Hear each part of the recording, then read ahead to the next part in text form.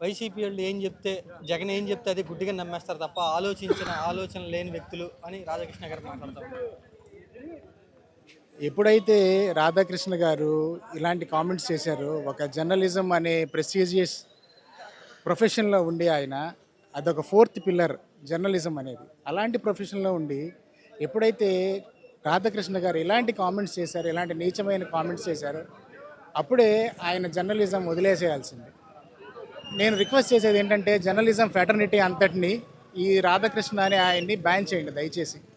ఈ జర్నలిజం అనే దాంట్లో నుంచి ఆయన ముందు బ్యాన్ చేయండి. మరి ముఖ్యంగా రెండోది ఏంటంటే, ఎప్పుడైతే జగన్ గారు మావిగన్ అని ఎప్పుడైతే ప్రపోజల్ పెట్టాడో క్యాపిటల్ కారిడార్ అని, అప్పటి నుంచి ఈ డైవర్షన్ పాలిటిక్స్ అనేది మొదలైంది.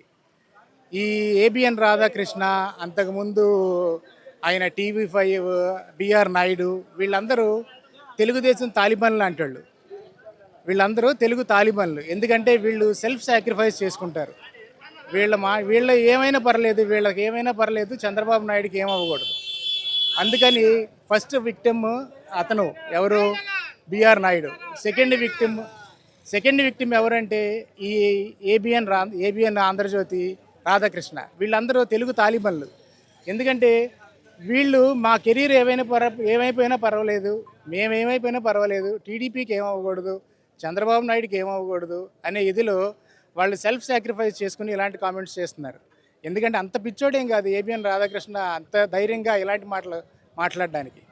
అతనికి వయసు ఉంది, అతని కెరీర్ ఉంది, అతను ఎన్నో ఏళ్ళ అనుభవం కలిగిన జర్నలిస్టు.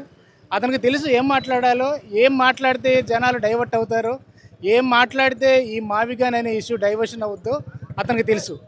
ఈ డైవర్షన్ పాలిటిక్స్లో పార్ట్ ఆఫ్ ది డైవర్షన్ పాలిటిక్సే ఈ నీచమైన మాటలు అనేది. ఎప్పటికైనా సరే ఈ మావిగాన్ అనేది వైఎస్ఆర్సీపీ కార్యకర్తలు, జగన్ గారు డెఫినెట్గా విజయవంతం చేస్తారు. ఎందుకంటే ప్రాక్టికల్గా ఒక చిన్న క్యాలిక్యులేషన్ చెప్తాను మీకు. ఈ మన అమరావతి కట్టడానికి 4 లక్షల కోట్లు అవుతుందన్నారు. ఈ ఏడేళ్ల పరిపాలనలో చంద్రబాబు నాయుడు గారు మహా అయితే ఒక 7,000-8,000 కోట్లు ఖర్చు పెట్టారు. 7 ఏళ్లకి 8,000 కోట్లు ఖర్చు పెడితే 4 లక్షల కోట్లు ఖర్చు పెట్టడానికి ఎన్నేళ్ళు అవుతుందో మీరు లెక్క చేసుకోండి. సో డెఫినెట్గా లోకేష్ వాళ్ళ కొడుకు కూడా ఈ క్యాపిటల్ అమరావతిని అనేది చూడలేడు. ఓకే, ఈ అమరావతి అనేది ఇంకొక థర్డ్ పార్టీ ఏంటంటే, ఇంకొక ఆవిడ రేణుకా చౌదరి అనే ఆవిడ చెప్పరా అమరావతి అనరా కమరావతి అంది.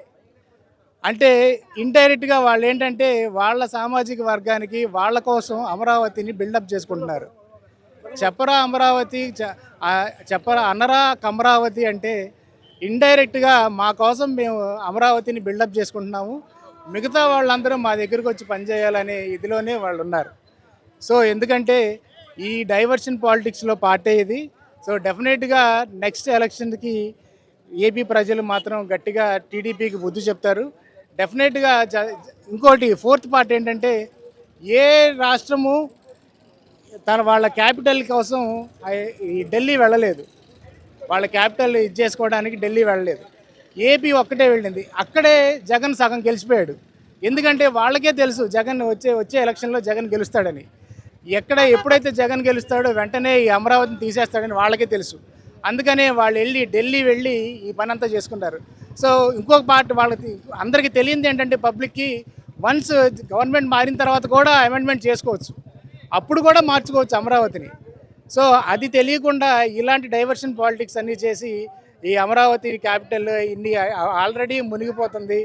ఉన్న ముగ్గురు అక్కడ కాంట్రాక్టర్స్లో ఎవడు 10% కంటే ఎక్కువ పనిచేయట్లేదు. గవర్నెన్స్ లేదు, ఎడ్యుకేషన్ ఎట్లా ఉంది, హెల్త్ ఎట్లా ఉంది, ఇవన్నీ చూడకుండా జనాలను ఎప్పటికప్పుడు డైవర్షన్ పాలిటిక్స్ చేస్తూ ఇలాంటివి చేస్తున్నారు. డెఫినెట్గా ఏబిఎన్ రాధాకృష్ణకి నేను రిక్వెస్ట్ చేసేది ఏపీ ప్రజలకి, ఏబిఎన్ రాధాకృష్ణ ఛానల్ని బ్యాన్ చేయండి. అతని ఛానల్ ఎవరు చూడొద్దు. ఇలాంటి చెత్త కామెంట్సే చేస్తూ ఉంటాడు. సో ఎందుకంటే జర్నలిజం విలువలు లేవు అతనికి. వాళ్ళ టీడీపీ సపోర్ట్ ఛానల్స్ అన్నీ అట్లానే ఉన్నాయి ఆల్మోస్ట్. సో ప్రజలే ఒకసారి ఆలోచించి మీరు నిర్ణయం తీసుకోండి.